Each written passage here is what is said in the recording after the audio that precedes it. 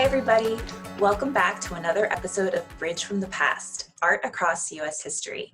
I'm Mary Patterson, and in this series, we walk you through primary source visuals that help tell the stories of America's past. Today, we're looking at our very first memorial on Bridge from the Past, so I have asked BRI's Director of Teacher and Student Programs, Gary Coletti, to help us out. Hey, Gary. Hi, how are you? Thanks for inviting me. I'm so glad you're here, Gary. Gary's really good at asking questions that really make you think, so I'm excited that he's here. So as I said, this is the first memorial that we've looked at on the show. Memorials, I never thought of a memorial or a monument as a primary source when I was a student, but they absolutely are. They can tell us a lot about the time from which it came and the people who were meant to see them, and it makes us think about history and memory. What do we choose to remember? And what does that say about us? So without further ado, let's jump in. Our memorial today is the Shaw Memorial from 1897, and the artist is Augustus Saint-Gaudens. So here it is. This is a memorial, and you would find this in Boston Common in Boston, Massachusetts. And just like any two-dimensional visual that we've looked at in the past, we just want to take a minute and look at it, make some observations, and try to formulate some questions. So Gary, what is your eye drawn to when you see this memorial?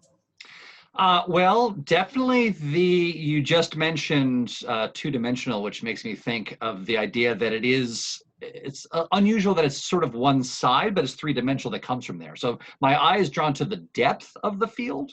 I'm looking at what looks like a sea of men, and indicated by looks like there are rifles, and then front and center is Shaw, and then above that is hovering an image of what appears to be a woman. Great. So just right off the bat, some basic questions might be, who is this woman? Who is Shaw? Who is this man on the horse? Who are these men? Where are they going? What are they carrying, right? We need a little bit more context to hang our hats on.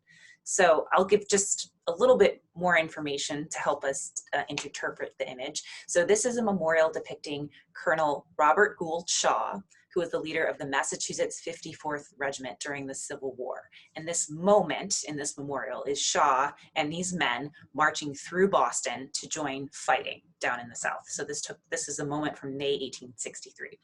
Shaw, the leader, the man on the horse, and nearly half of the regiment were killed in a battle to try to take Fort Wagner in South Carolina. So just a few months later, Shaw and a good number of his men are dead.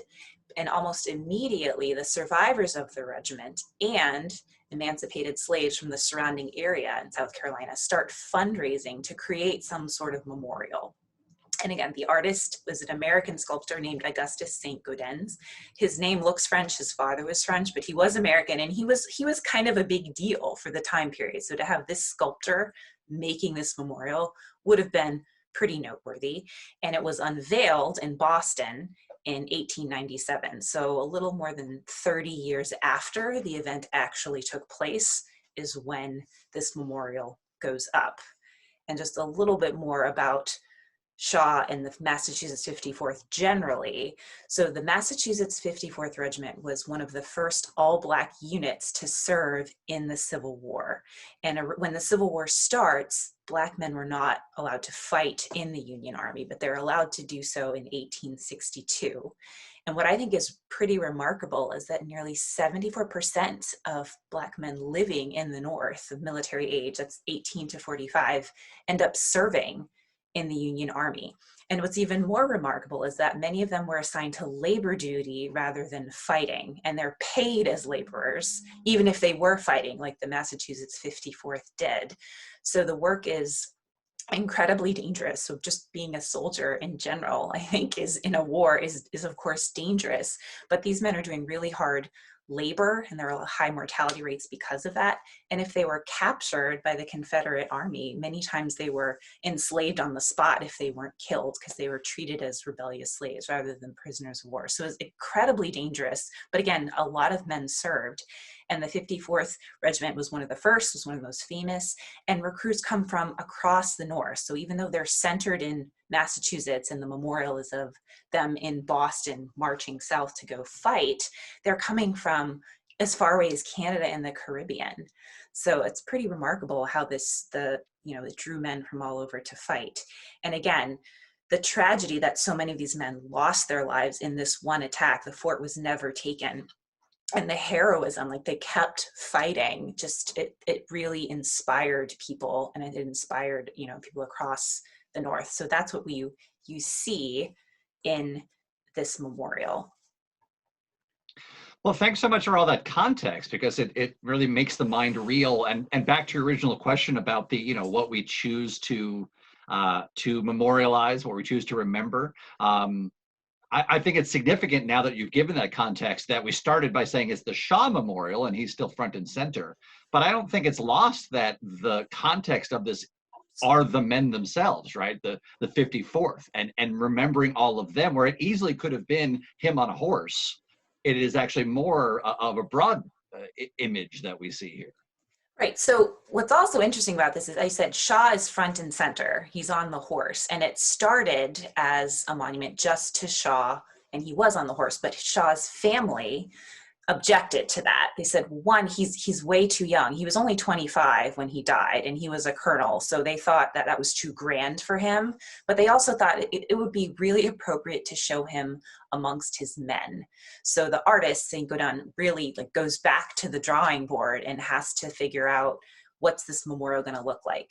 And he took over 10 years to make this. And even when it was unveiled in 1897, he was still tinkering with it. So the image I have up on the screen now is actually a slightly later version. 3 years later, he was still tinkering with all of the details. So it's largely the same, but some of the details and the faces and everything are a little bit different. But again, the artist, Saint-Gaudens, looked at pictures of Shaw, so here he is on the left, and really tried to recreate his likeness. So he really studied him and was making sure he had everything just so. But again, the men around him are as much a bigger part really, when you look at the actual memorial, than Shaw himself. And he had hired men, African-American men in New York, to pose for him, to model all the different faces and features of individuals on either side of Shaw. So these are the men in front of Shaw, and these are the men behind Shaw. And you can kind of see, right, their faces. Some look old, some look young, some have facial hair, some don't. Some of their hats are kind of further down than others. So I think there's a real attempt at making them, or depicting them as individuals. Yeah, and the amount of detail is incredible. I mean, I think that's a major choice when making a three-dimensional memorial rather than a painting. I mean, the attention to detail here is staggering. I mean, it's incredibly lifelike in bronze. I mean, the folds of the material, but particularly those faces, gives real depth, right? I mean, it's not many feet deep, and yet if you count the number of faces, you are suddenly drawn into this incredible depth of field that I think is really incredible.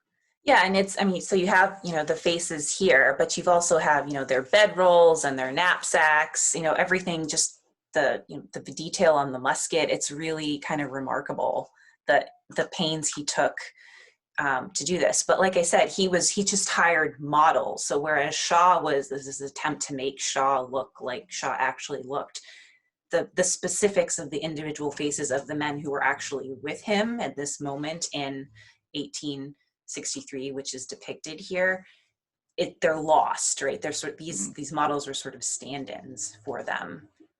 Right. And do you think the cause of that is that time has passed, that so many perished in that event? What do you think caused that decision?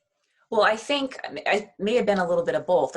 Like I said, nearly half of them died alongside of Shaw. And what's really interesting is that when the National Gallery of Art, which is the Smithsonian in Washington, D.C., if you ever go to Washington, D.C., you have to go to the National Gallery of Art, because it's your art. As a taxpayer, you own the Smithsonian. That's what I like to tell young people. And you can see this. They were doing a big exhibit on this, and they were trying to find actual photographs of the men who served with him.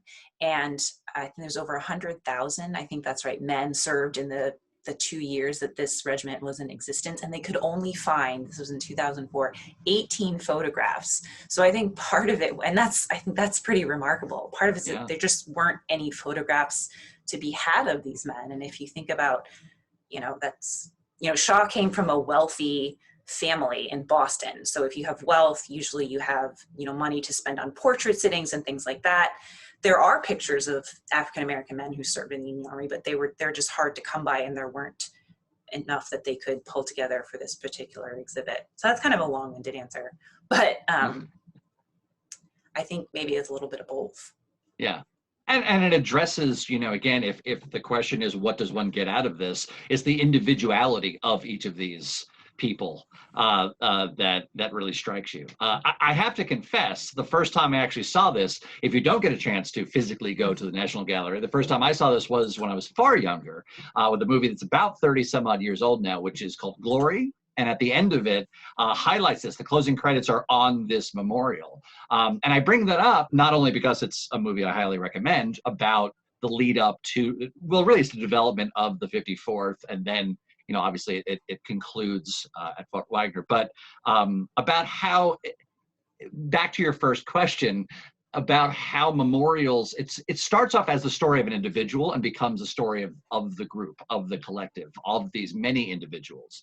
And I think that's not insignificant in this particular choice of this memorial. I mean, referring to the back of the memorial, if one gets a chance to go see it, it's sort of laid out that way. It starts off talking about the white officers, then it talks about they refer to African-American soldiers, but then together is the big part at the end, and saying that things change because of the working together, and what does this mean? And I think that's a huge part of what this memorial is all about.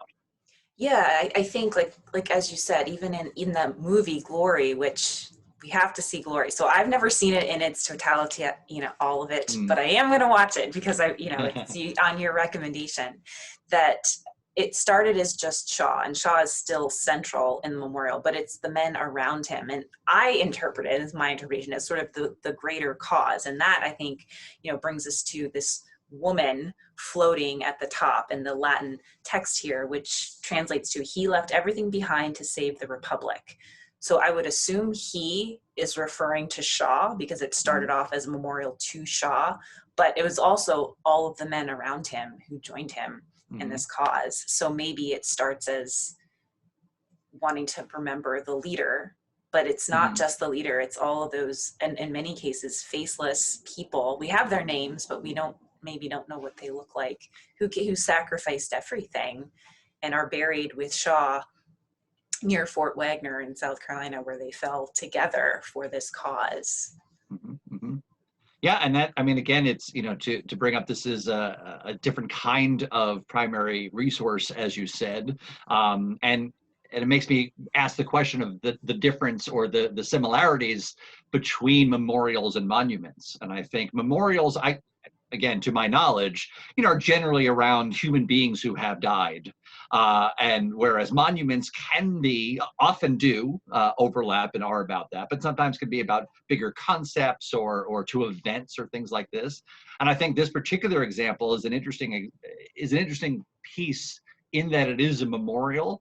And so you can wrap your head around that, right? It's specifically, I'm imagining, specifically about the Fort Wagner March. It may not be, though, right? It may be any of their marches that they have. But I think the concept of a republic is a hard thing to put into bronze. But a scene of human beings, multiple human beings, that's something that I think can give you pause and perhaps invite you to learn more about what's going on here. Yeah, and I think that's a question maybe to leave off with for anybody who's watching us. Is this a memorial, or would you consider it to be a monument? Is it a memorial to the men? Is it a monument to this idea of something greater, right? These men are giving their lives for the Union, for all men, the end of slavery. So which one would you say it is? I think that's kind of an interesting question to toss out there to the crowd. Well, we're out of time right now on Bridge from the Past. So Gary, thank you so much for helping us out today. We hope you guys will weigh in with your thoughts on monument versus memorial. Thank you for tuning in. If you like this video, please be sure to subscribe to our channel. We put out new videos every Tuesday and Thursday, helping you with all things related to U.S. history. You can also find us on Facebook, Twitter, and Instagram for updates on student contests, which include cash prizes, people, programs, and other ways to get involved. We'd love to hear from you. Until next time, take care. Thanks.